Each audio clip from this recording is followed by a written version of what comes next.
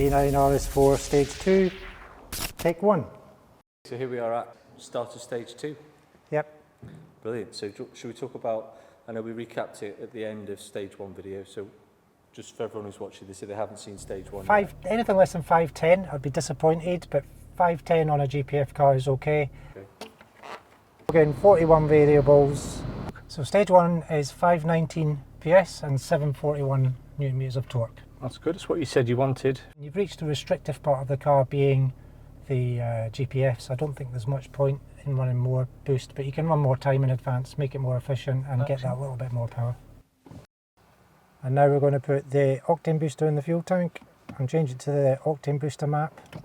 On a turbo car, run about 4 degrees, 5 degrees more timing, maybe a little bit more boost if there's any boost left, and you can gain 10 PS. On some cars you can gain 30 or 40 PS.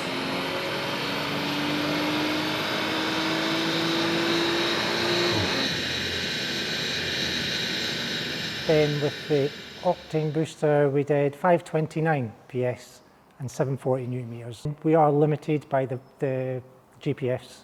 Where are we going to start with this for stage 2? Stage 2, we're going to do full stage 2, so we're going to do the exhaust upgrade, intake pipe upgrade, we'll do the charge cooler upgrade and the high pressure fuel pump upgrade. Okay. So is there an order that we're going to start with? We're going to start by putting the charge cooler kit on. So it's front end forward, the pre-rad off, the charge cooler off the side, put that on about 5-6 hours plus bleeding it all properly as well. So it's nearly a day job to do that on its own. Okay. So we're going to try and get this done this weekend and get it mapped this week. So could we try and do something smaller towards the end of the day after the charge cooler? Is that possible? We'll do the turbo intake pipe, so the larger intake pipe and the high pressure fuel pump. They're all done from the top of the engine. Get that done. Great. So then we'll get there up to that this evening, and then tomorrow we'll start on exhaust. Yeah, we're going to do a full exhaust, so downpipes with race cats and the full Milltek exhaust on it as well.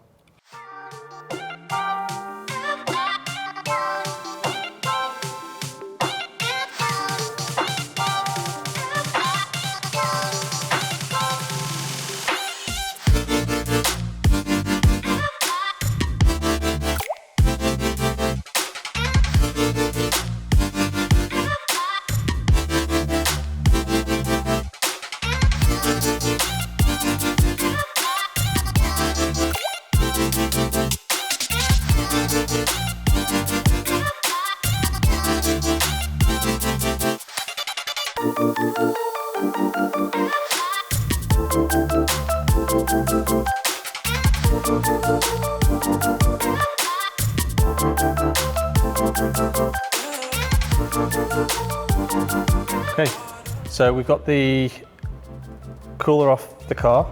We've got the Wagner cooler ready to go on. Yep. So should we talk about the benefits and the differences? Well, the stock charge cooler is obviously this size here, and the Wagner is this size, so volume-wise, they say it's 185% bigger. Yeah. Which is probably, looks like close to 3 times the size. And you're relying on the core inside here to be cooled by the water, the pre-rad. And obviously the bigger that is, the more capacity, the more cooling.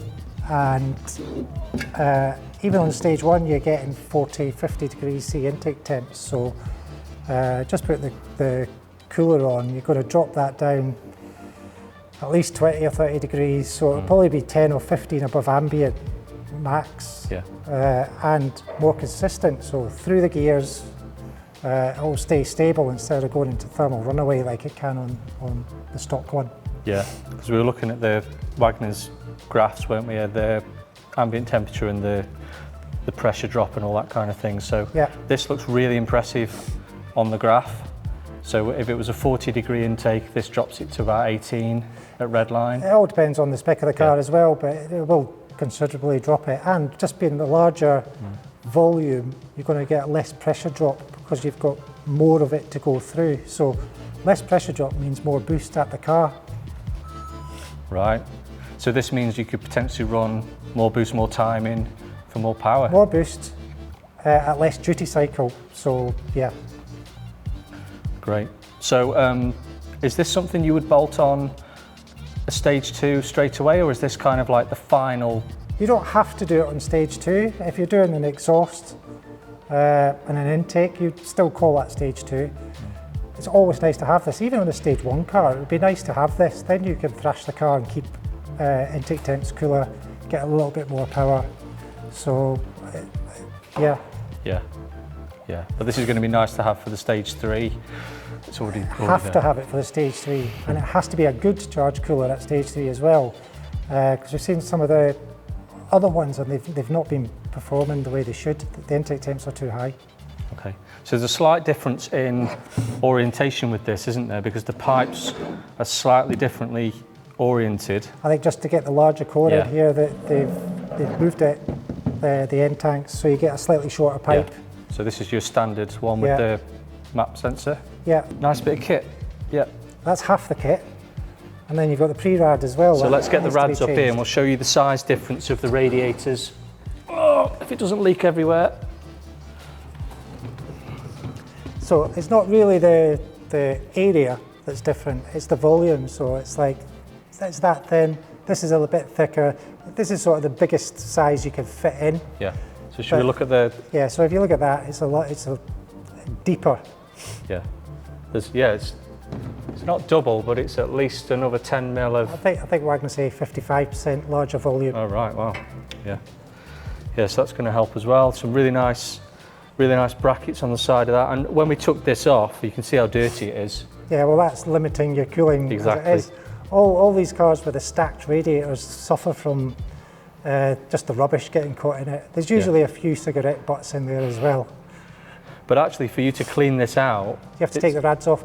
Or you can blow down it to get a certain amount out, but you're not getting it all out. I mean, when we've been filming this, we've noted, I mean, it took 2 hours to get to this stage, pretty much. So a lot has to come off before you get to access to this. So it's not something you could do very easily. And the older cars, this starts to rot because you're keeping all that in there. So yeah, you'll get the rad rotting, the main rad rotting, and the aircon radiator rotting away.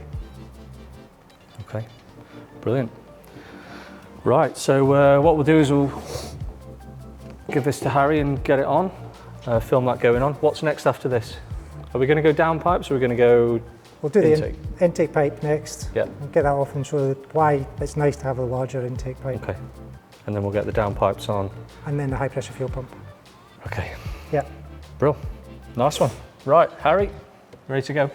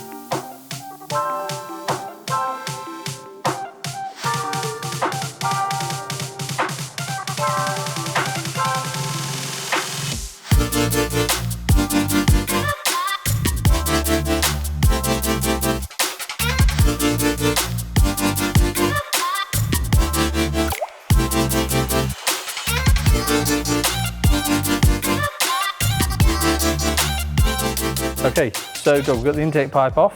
Yep, this is stock intake pipe. Wow. So it's two sandwiched together squish pipes. Yeah, they squash down into two D shapes and go to quite a small pipe. And then this one is, who's this made by? This is an IE intake. IE. Yeah, so you can It's see that. a lot bigger. Yeah. Yeah, it is. I would say that's nearly twice as wide. Yeah, it's a lot bigger. And they come with adapters on here, so you can go into a stock turbo or you can go into larger turbos just by changing the adapter. And the less a turbo has to suck in, the more efficient it runs and the more you've got left for boost or more boost. So a large intake is always good for a turbo car. Yeah. Does this reduce any turbo lag or give more? I don't think you would notice any difference in turbo lag. It's just the peak boost numbers are going to be better when you've got less restrictive intakes. Okay. And this is a lot less. Now, would you suggest this is probably an essential stage 2 part? It's not essential, but if you want your peak numbers, definitely. Okay. If you want stage 3, you've got to do something to have larger. Because bigger turbos are going to be bigger than the stock intake pipes. Yeah. So what's this compared to what was on it? So again, because this is so much bigger, you've got the custom silicone hose that goes over there, and this has the accordion hose that steps up to the airbox. The stock airbox is pretty good itself because it's got a cone filter in it already. So this is just matching that size there, really. Great. Let's stick this on the car and then we'll go fuel pump. Fuel pump, yep.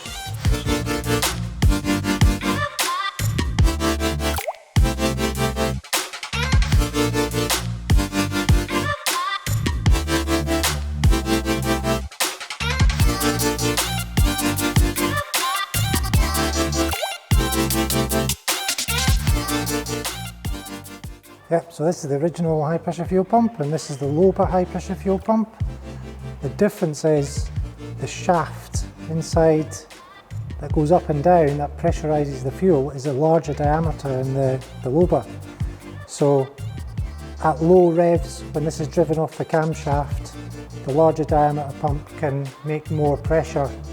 The stock pump, even on stage 1, you can get to the limit of the high pressure pump. So when you go stage 2, you definitely need this to maximise the torque you can get out of the car. The good thing about the Loba pump is that it's a complete pump, so it's not just the piston you're replacing, it's the whole housing, so it's all brand new. You can buy pistons just to replace the inside parts, but you're still using your 7-year-old, 4-year-old pump housing, and the seals can fail on these, so it's nice to do the complete pump. And if we're going to run ethanol, probably need this for high revs as well to get enough fuel.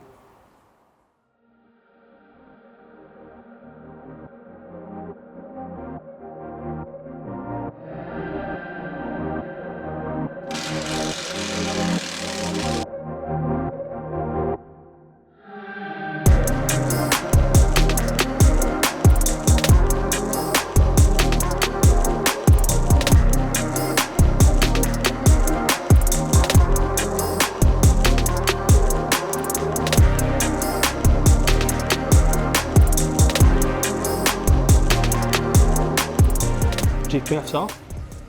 The downpipes with the GPF and cats, they're coming off, and the Milltek race cats are going on. Brill. So, what differences do you think this is going to make? The GPFs on these are super restrictive. And it's got a cat here, so GPF here, cat here, and this has just got the cat, and it's a race cat, so less restrictive. Even the difference on a stock car between a stock cat car, so an early RS4 against the late one, it's probably about 10-20 difference on a stage 1. So once you go stage 2, getting rid of the GPFs will make a big difference. Okay, brill. So is there any difference in size, the outside? The outside diameter is much the same, and the bore is much the same size. I think these are 70mm. Well, it goes into 70mm. They look the same on the flange, don't they? Yeah. And then as far as downpipes go, well, link pipes, are they called link? Downpipes. So the yellow hat. Oh, there's one here. Do you want to bring over here, Harry? Just it on there, mate. So we've got, these are the Milltek, sort of Milltek equivalent. Yeah. So the bore's 70mm again. 70mm. Yeah. pretty much the same, isn't it? There's not a lot of difference there. Cool. But yeah, so let's get them bolted on.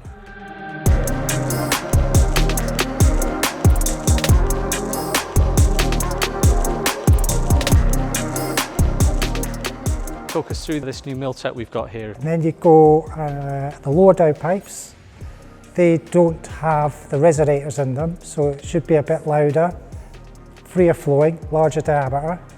And then the Milltek we've got here doesn't have the middle box. Milltek options for the front resonator, silencer, and the middle silencer. So if it's too loud, you can start to tune the exhaust by putting one in, or two of them in, or the other one in. So if we run the system without any boxes and just leave the back ones in, is that going to give a performance increase or not? The boxes don't really make a difference to performance because they're straight through boxes.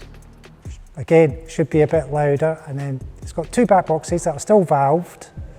The original boxes are sort of chaos boxes, so they're not straight through, whereas the Milltek ones go straight through when the valves are open. I see some valves there. Do Milltek supply the valves? Yeah, they get the back boxes with the valves. So the OE motors work on these. So the OE control inside the car will switch the louder and quieter. Yeah, and I like the look of the black tips. I think they're going to match the car really well. Yeah, they look good, yeah.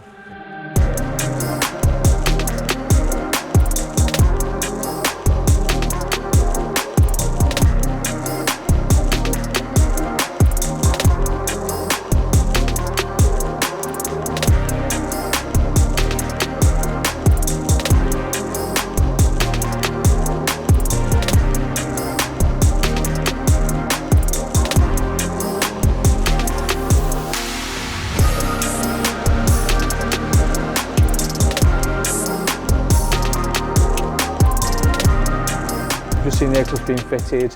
We've had a look around underneath with all the design and everything, and the boxes are slightly different on this model, aren't they? Yeah, Milltek have revised all the boxes, so this is the first time we're going to hear one of these ones. In the past, the full exhaust with Decats and no boxes have been really loud, so that's why we've got the option of the other boxes to put in if it's too loud, so it'll be interesting to see what this sounds like. This is the first time we fired it up, so we're going to see what it sounds like now. Fingers crossed it sounds really good. Probably too loud. It might be too loud, but if it's not, that's great. So we haven't got to do too much swapping around with bits.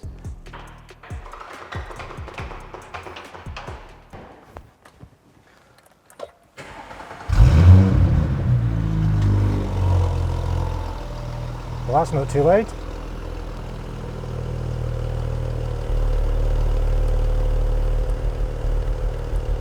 That's comfort mode.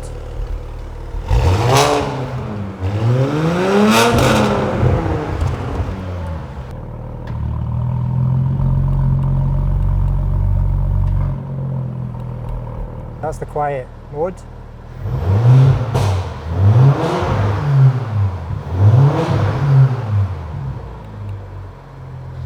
And that's the valves open and loud.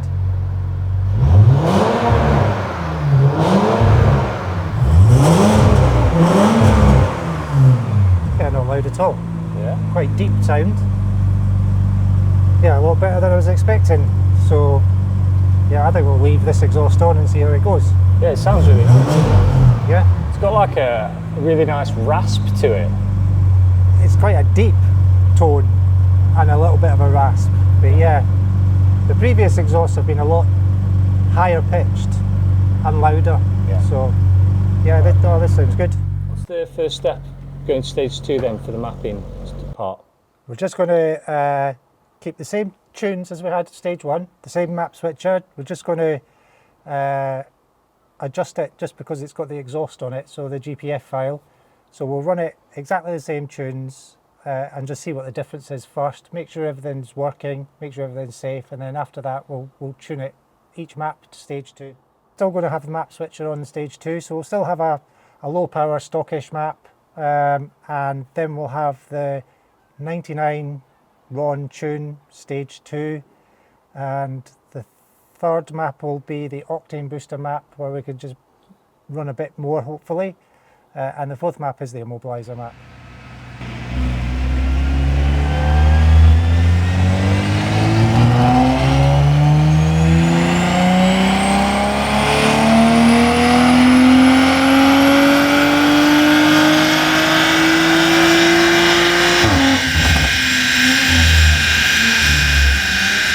stage 1 map that you put on? Stage 1 map with all the stage 2 parts on it does 535 and 800 newton meters. So it's gained 50 newton meters and 16 PS just on the same map as stage 1. And now we just have to tune it for stage 2. Okay. What sort of numbers are we looking at for stage 2? 550, maybe a bit more, 560. Okay. What torque would that About be? 850 newton meters of torque. Yeah. Yeah, that'll be really good. Okay. So I'll let you get on with that custom tuning. Yep. I'll film a few runs and then we'll have a look at the plots.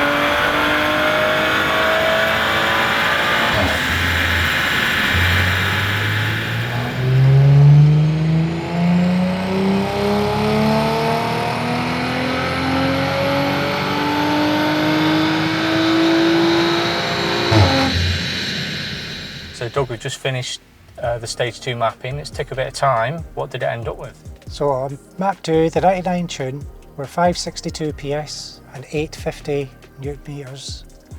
And then on the Octane booster tune, it's 579 and 865 newton meters. That's the turbo's pretty much maxed out top end. And you make peak power at a sort of 5.5 just because the turbos have run out of puff basically. So an extra 20 PS with Octane booster. Yeah. And 15 newton meters. Yeah. That's good power, 560 and 850 on normal 99, which is great.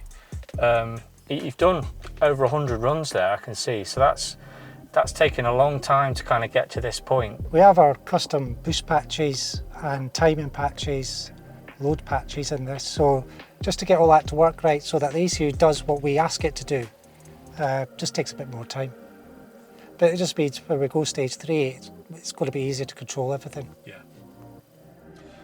Yeah, so we've, you said you were going to test a few things with the downpipes as well, weren't you? So there was a few runs with the race cats. And then you put the Decats on. We tried Decats and there's no measurable difference really between the two. So the cats are like that big, so they're huge diameter. So I think having the cats in there is not restricting flow.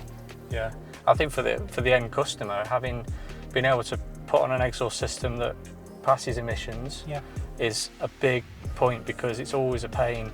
You know, it's illegal not to have them. So you've got to have cats these days. So that's great. You can make that sort of power with race cats. Yeah. Brilliant. So that's the end of stage 2. Yeah. Next step is the fun stuff. The big turbo. Big turbos, map sensors. See what the TTEs will do. Yeah. Look forward to that. Great. So thanks for watching, and we'll be back with stage 3 very soon. Yep. Thank you. Hybrids, TTE 720s. Next step. See what they do. Yeah.